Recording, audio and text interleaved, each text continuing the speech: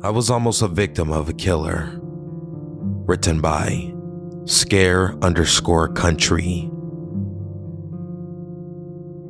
It was over 4 years ago when I went to work at a warehouse in the small town that I'm from. I decided to leave after my health started to get worse physically, and I was diagnosed with panic disorder and severe anxiety after the situation that I'm about to tell you. This changed the way that I developed friendships after that job. That's for certain. So, I started this job on April Fool's Day of 2018, which was odd to me. And I had no kind of high expectation of the job. All I wanted was to do my job, get paid, and go home, as I had 2 children at home and many things that I could work on there. The job wasn't hard and it made pretty good money for all the duties considered, so I really couldn't complain. I worked second shift for about 5 months, but I went to day shift. Now, while working on the second shift, I kept to myself mostly until one day I met someone from one of the lines after we struck up a conversation about gaming. For the sake of anonymity and to hide his identity, we'll name him JF. Well, JF was a pretty good guy and we had a lot of things in common. I went home that night and he popped up as a suggested friend on Facebook. Again, another oddity. So I decided to add him. When I did, we started talking more at work until he suggested that we should hang out. And so we did, pretty frequently. We were friends for a month at this point, and one day he decided that he was going to introduce me to his partner. Now, she seemed decent at first, super nice, didn't seem to be the judgmental type, so I was cool with her. And from then on, I would hang out with him when my kids were spending time with my mother. One time, we were talking at a restaurant and he started to vent to me.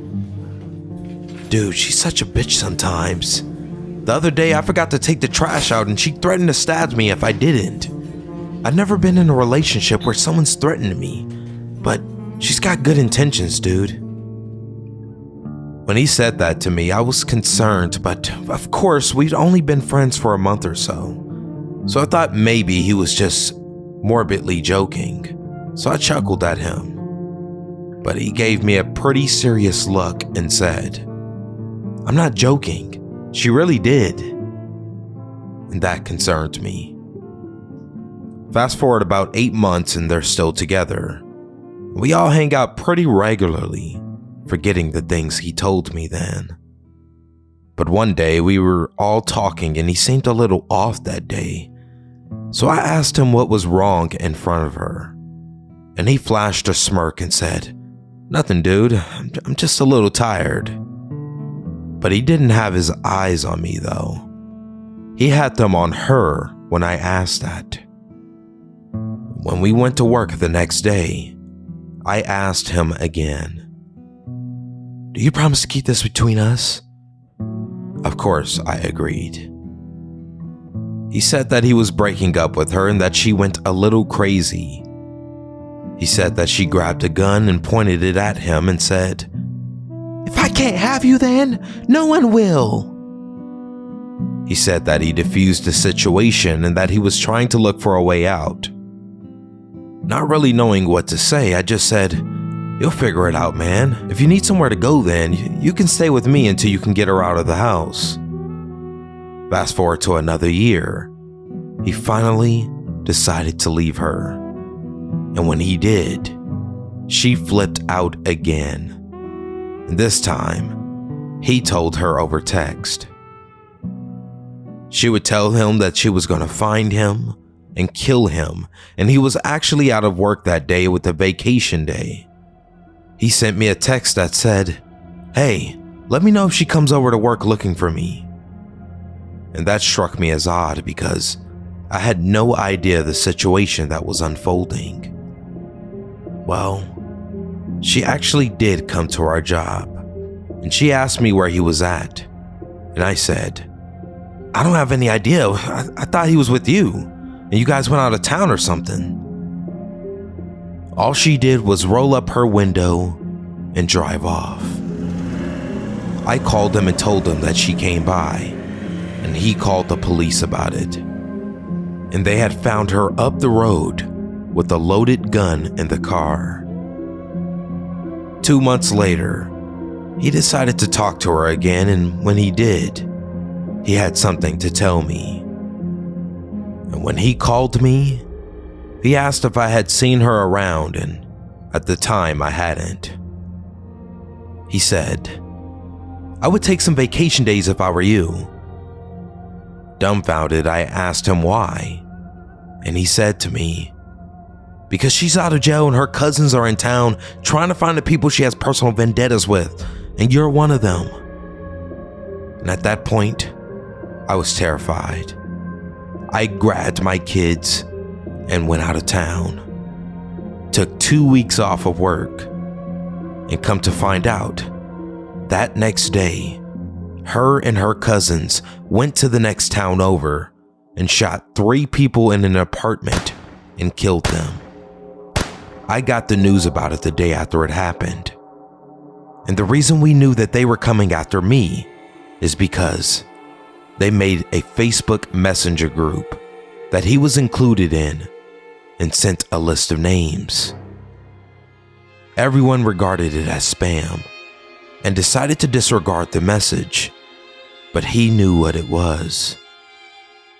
3 of the names on that list were the people that they shot. The 4th name on that list was mine. After they found the evidence and he decided to go public about the group and the screenshots that they had, they were all charged with first-degree murder. And from then on, I was very careful about who I stuck my neck out for, because even though he knew the context of that list and her intentions, he decided not to inform anyone else on it. Needless to say, we aren't friends anymore, and I dodged a bullet, literally.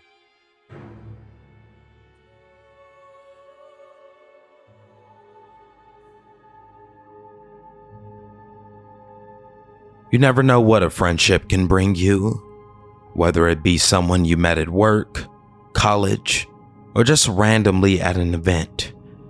In the case of this poster, he claimed that it was hard to make friends in real life again, only resorting to making friends online for a very long time. So why was he targeted by the woman? What could he have done to have been the 4th person or the next victim on their target list?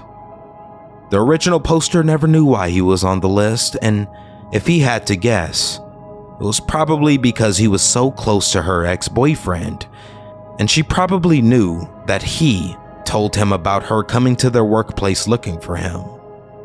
Perhaps she felt that the original poster interfered with her intentions of finding him at work, and also the reason why she got arrested in the first place.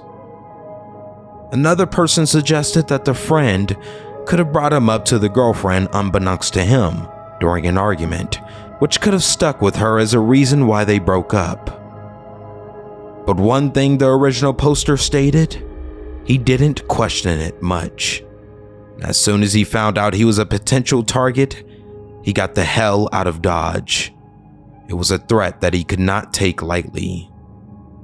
The story of murder would make multiple news outlets at the time in the area they lived in, and for privacy reasons, I cannot disclose the actual location or the article. But eventually, the culprits were captured in their house hiding, a nearby person recording the raid of the home before they would be taken to custody.